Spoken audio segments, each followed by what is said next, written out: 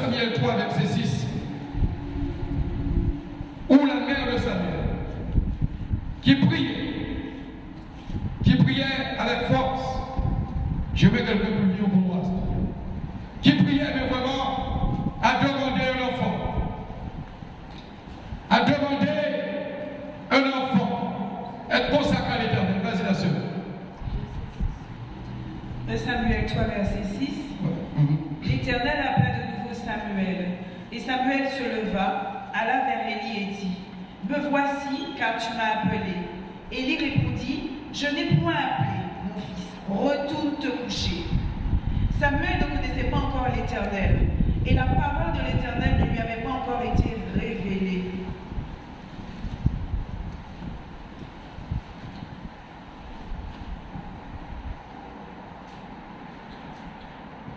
La parole de l'Éternel ne lui avait pas encore été révélée. Stop. La parole de l'Éternel ne lui avait pas encore été révélée. Et je leur ai dit, en telle destinée, est-ce que l'Éternel va là? Ou quand tu ouvres ta porte, est-ce que l'Éternel dit ça? Ou quand tu dis, en Kébaïe tellement d'hommes, est-ce que c'est l'Éternel qui dit? Vous voyez, il y a un si on fait ça. C'est si on fait ça. On voit son belle forme. Vous voyez le bout. Vous voyez, dit, monsieur, on a rappelé, Dieu m'a dit. Alors c'est pour ça. Quand il a dit, Dieu m'a dit, Dieu m'a dit, Dieu m'a dit, Dieu m'a dit. À quel moment que Dieu l'a dit? Toi, tu t'es dit toi-même. Et les gens ont dit, tu sais, je ne veux plus de toi. Ou qu'à chercher encore pour prendre. L'Éternel va te demander. Les Saint-Esprit dit menteur, hypocrite, méchant, qui ont durci. L'Esprit qui est en toi, il faut lui dire de moi, Satan, sors-moi. Qu'est-ce que l'Éternel t'a dit? Tu as formé ton projet de malheur, et ce n'était pas un projet de bonheur, et tu as voulu détruire la destinée de cette femme, ou cette femme a voulu détruire la destinée de cet homme.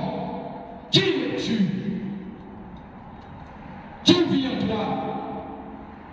Et voici le Christ dit, et il nous dit, c'est depuis toi qui vis, c'est Christ qui vit en toi. Mais il dit, ce n'est plus moi qui vis, c'est l'ange de lumière déguisé, Satan qui vit en moi. L'Éternel m'a montré, l'Éternel m'a dit, l'Éternel a dit, menteur.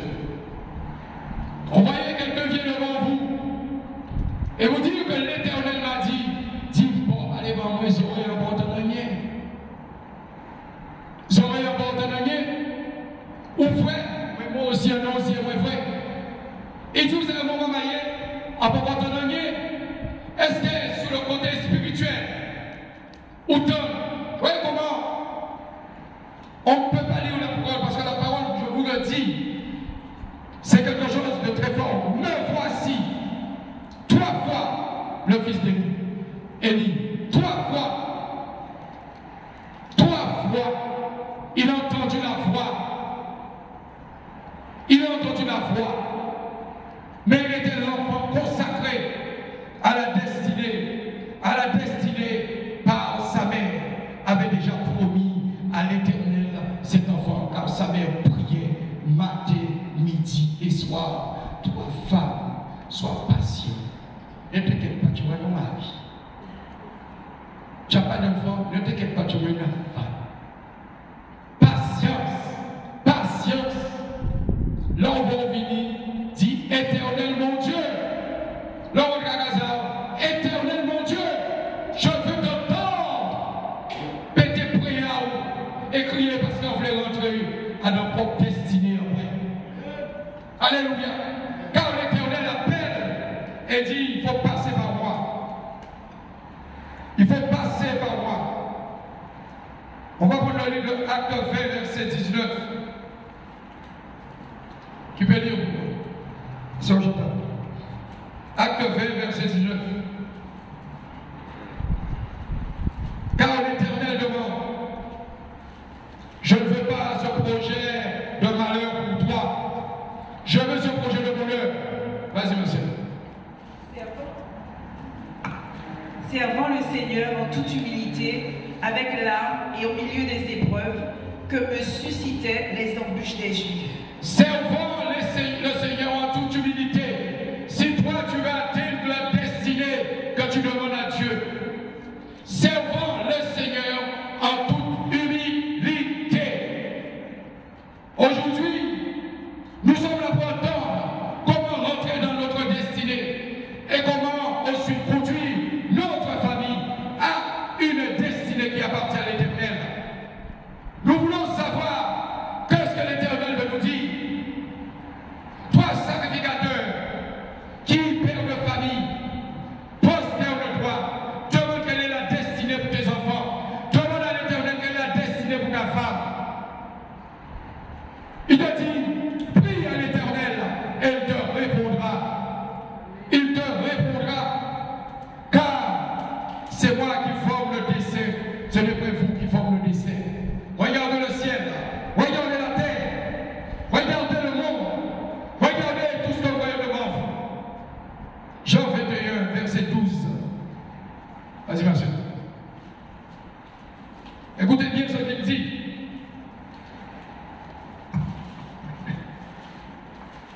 Jésus leur dit, venez manger.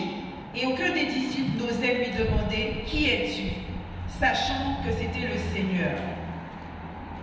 Jésus s'approcha, prit le pain et leur en donna. Il fit de même du poisson. C'était déjà la troisième fois que Jésus se montrait à ses disciples depuis qu'il était ressuscité des morts. Alléluia. La résurrection qui aujourd'hui, regardez la destinée de Christ. Il partageait, il préparait, car la Pâque était préparée afin qu'il puisse rentrer dans sa vraie destinée. Qui veut aujourd'hui faire partie de l'enlèvement. Si Jésus vient ici maintenant, es-tu prêt à rentrer dans la vraie destinée? Es-tu prêt à atteindre cette destinée? Mais il faut passer par cette humilité. L'humilité que Dieu te demande. Comment peux-tu atteindre une destinée si tu ne passes pas par ces moments d'humilité?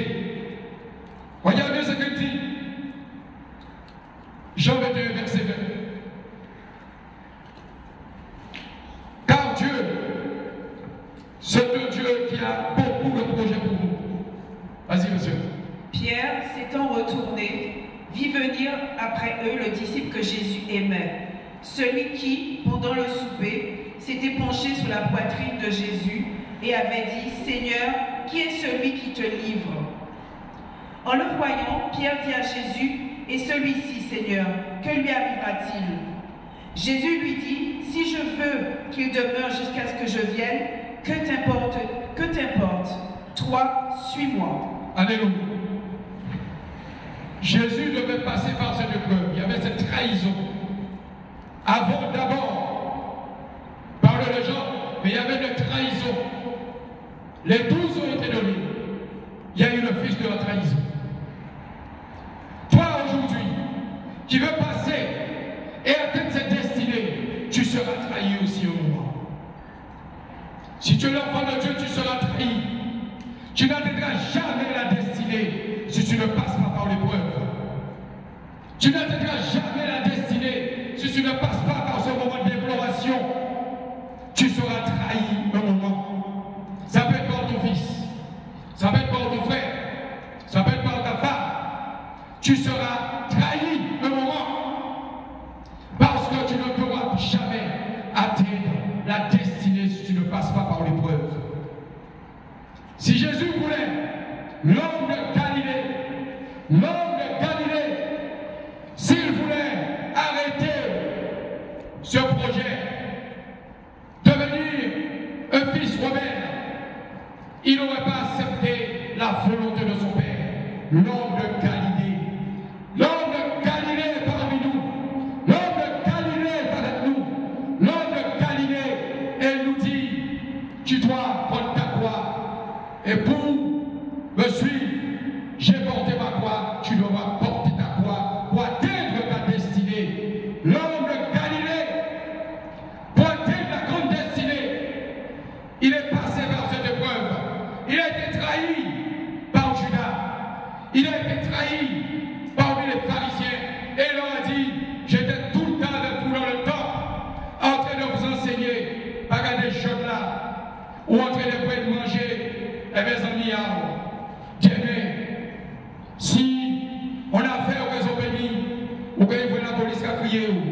Et pourtant, premier monde qui vient contre nous, c'est si là où on va manger.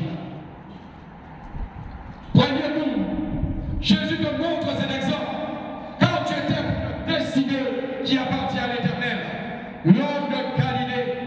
Et l'homme de Galilée dit aujourd'hui, celui qui veut atteindre sa destinée doit prendre sa voie et porter sa voie. Mais d'abord, tu dois aussi donner cette vie qui appartient à l'Éternel. Tu ne pourras jamais atteindre la destinée si toi aujourd'hui, je parle pas de destinée force, mais la vraie destinée, si tu ne passes pas par cette vie, en donnant ta vie à Dieu. Il faut dire la vérité. Tu as atteint cette destinée comment? Par les mensonges. Beaucoup ont bâti leur destinée sous les mensonges. Ils ont bâti sur le sable. Beaucoup ont bâti leur destinée sur des meurtres, sur des complots.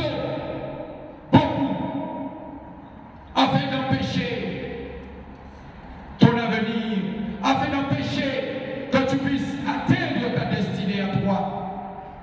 Mais il y a un Dieu, et si tu l'appelles, il te répondra. Mais donne ta vie, va devant sa face, implore-le, et tu vas atteindre la vraie destinée au nom tout-puissant de Jésus-Christ. Alléluia.